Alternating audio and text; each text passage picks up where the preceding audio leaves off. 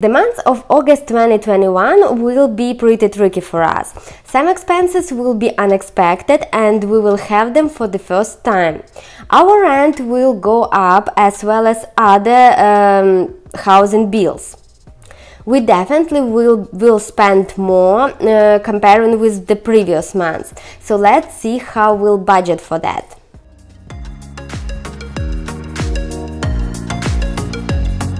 Hi everyone, and thank you for watching this video. I am Irene, and here on this channel I show how we live as a family of two on one income in Florida. We are immigrants and are just starting our life in US, so very often we have situations in our life when things are totally new and different for us. Next month is that month when new things will happen. But let's come back to our budget and start budgeting for the next month. This is a spreadsheet I use to budget every month.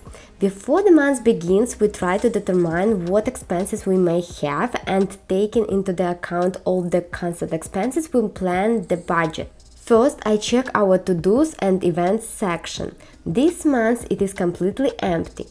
We don't have any important things to do. On our fridge in the kitchen I also have a separate monthly calendar where I save all the to-dos which pop up randomly. But this month we don't have any important things to do, maybe during a month something will pop up. I look at next month also just to check if I can transfer some to-dos to the month of August and complete them earlier. I don't have any to-dos to add, so just click on the budgeting and results link to move quickly to the budget section. Our income is the same as last month, at least I budget same numbers, we'll see how it will go. We budget monthly, not by paycheck. I don't believe in the budget by paycheck strategy. You should not stick to your paycheck. Yes, when budgeting I take into account the income which we will have with each paycheck during a month, but I don't depend on the date when this paycheck will arrive. Here you can see how my income total automatically changed on top of the page after I have added the August income. I decided to budget $5,000 in a transfer section and plan to transfer funds from one of our savings accounts. This is the money we will need to pay for some services that may potentially appear. This is just a rough number, it can go down. I don't know how quickly the event will happen, so I will budget this expense monthly. Payments before take home will definitely be the same. I just will copy and paste them from the previous month. You may notice how small is our contribution to the 401k retirement account.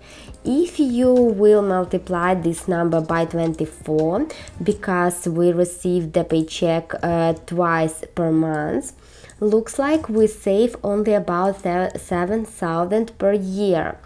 But the limit is $19,500. Well, actually we contribute the maximum possible amount, and at the end of the year there will be $19,500 on an account. As you can see here in the actual to date column, we already contributed about $17,000 this year, so at the end of the year we will reach the maximum. This happened because we decided to contribute more in the beginning of the year. Now I move to the savings section and check how much we need to save minimum this month. This number is 30% of our total income after taxes and all payments before take home. This is the minimum we plan to save this month. So I just enter this exact number for our M1 Finance savings account and continue to the next section. After I will finish budgeting, and if I will still have leftovers, I will go back here and will find a place for that money and how to save it. After I have entered the amount of money I want to save by the end of August, you can see how the leftover number changed automatically on top of the page. This is because I spent income we received on savings and now have less money to work with and spend on other expenses.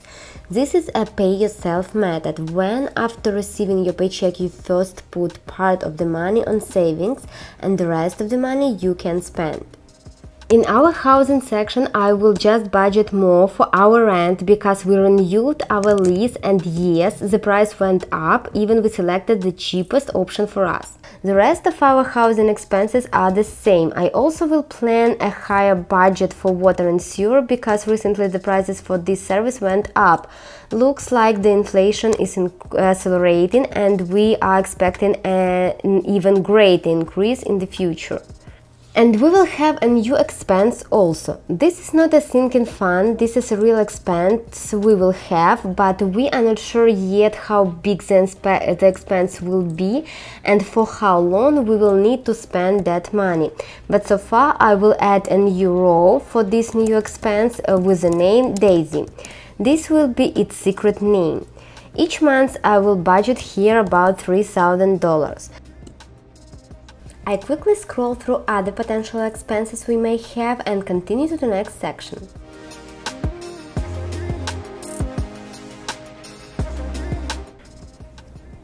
Debt section I skip, we don't have any debts. In transportation section I will budget more on gas because I think we will drive more next month, mostly because of the new expense I mentioned earlier. In the food and drink section, I will budget as usual $300 in total per month. I don't think we will spend so much money, but this is our average budget for a family of 2. I budget for alcohol and toiletries separately. I know many people include this expense into their food and grocery category, but I want to see separately how much we spend on toiletries and personal care as well as alcohol. You can group them under one grocery category, it is totally fine. I did that before for many years, but now I want to see those expenses separately and besides, as you can see, I divide the expenses into needs and wants to see how much we spend on items which are not necessary. And alcohol is a want, so I want to see how much we spend on it separately from the groceries. In the shopping section, I will budget $100 on cosmetic and beauty products. I don't use any cosmetic products, but recently started to use the ordinary products and consider them as a beauty product, as a want, not a need. In my opinion, the ordinary products are not toiletries or personal care items. It is hard to live without soap or shampoo. That is why these products are needs, but I can easily live without those small beauty bottles from the ordinary. And about $2,000 I will budget on home goods and garden. I am not sure if we will spend that amount of money, but we'll budget in case. If you will watch my July budgeting video, you will see I already budgeted to have this expense in July, but our plans were postponed, so there was no reason to spend money on something we don't have yet.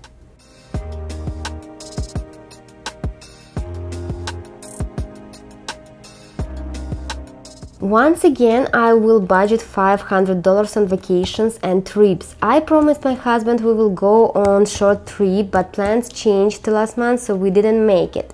You can see how I entered the $500 into the first column, which represents the first week of the month. And after entering that amount of money, the number in the leftover row on top of the page automatically changed to the negative number.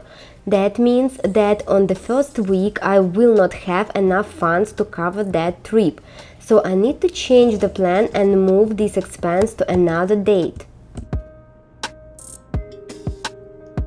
Medicine section I will skip this month. Hope we will not have any emergency situations, and as well as skip business. In the additional section I will budget $100 as always for Amazon purchases. This is just duplication, we have this expense already budgeted for real in the shopping section. Okay, how much I have left over? Let's put this money into one of the savings accounts. Recently, we prefer our M1 Finance savings account. It gives 1% yearly return and it is free so far. Comparing with the Capital One or other inline banks, their APY is higher. And don't even compare their APY with offers from huge brick-and-mortar banks like Bank of America or Wells Fargo. The M1 Finance APY is definitely higher. So I put all the leftover money on the M1 Finance savings account. Now, when we have $0 left over, this is the end of the planning our August zero-based budget. The zero-based budget, according to Dave Ramsey, means you have to make sure your expenses match your income during the month. That way you are giving every dollar that's coming in a job to do. Zero-based budget method, in my opinion, helps you not overspend and have real connection with your money. Know exactly how much you will have and how much you can afford to spend. So, after I distributed all the income we plan to receive next month, let's check the results.